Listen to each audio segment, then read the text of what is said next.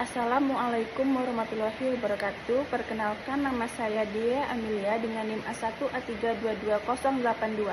Di sini saya dari kelompok 3 ingin mempresentasikan hasil resume buku hukum perdata, yaitu hukum benda. Yang pertama, A ialah benda dan hukum benda. Yang pertama, definisi benda dan hukum benda.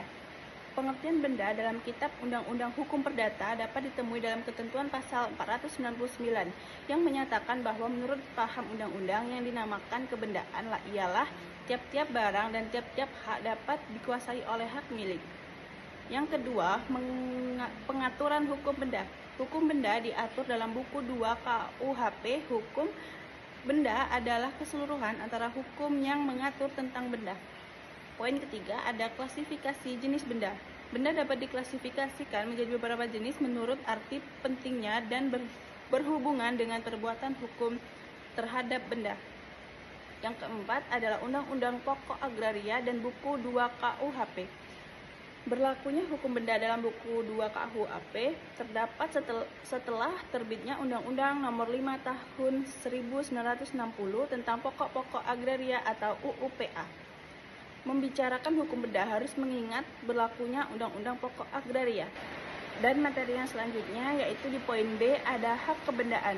Yang pertama itu adalah definisi hak kebendaan.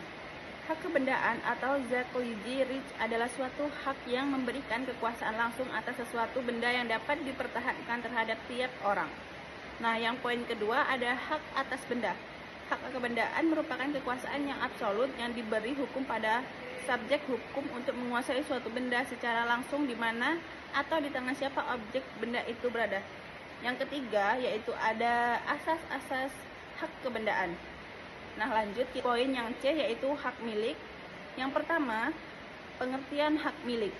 Hak milik adalah hak untuk menikmati suatu benda dengan sepenuhnya dan untuk menguasai benda itu dengan sebebas-bebasnya, asal tidak dipergunakan bertentangan dengan undang-undang atau peraturan umum yang diadakan oleh kekuasaan yang mempunyai kewenangan untuk itu dan asal tidak menimbulkan gangguan terhadap hak-hak orang lain.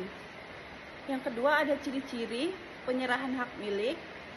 Nah, hak milik ini merupakan salah satu jenis dari hak atas tanah yang bersifat tetap. Yang ketiga ada syarat-syarat penyerahan hak milik, yang dimana syarat pokok penyerahan hak milik ini adalah harus dilakukan oleh pemenangnya sendiri atau seseorang yang mempunyai hak untuk membuat bebas terhadap kebendaan yang menjadi miliknya. Poin yang keempat yaitu cara memperoleh hak milik. Nah, di sini ada 5 cara, yaitu pengakuan diatur dalam pasal 585 sampai 586 KUHP Perdata. Yang kedua adalah ikutan, yang ketiga adalah lampanan waktu atau kadaluarsah, yang keempat pewarisan, dan yang kelima penyerahan. Nah, materi terakhir yaitu poin kelima adalah penghapusan atau berakhirnya hak milik. Di sini ada alasannya yaitu karena terjadinya peralihan atau pemindahan hak milik dari seseorang kepada orang lain karena keadaannya musnah atau karena empunya melepaskan kebendaannya dengan maksud untuk melepaskan hak miliknya.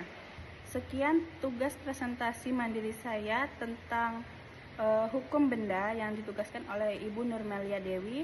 Saya akhiri. Wassalamualaikum warahmatullahi wabarakatuh.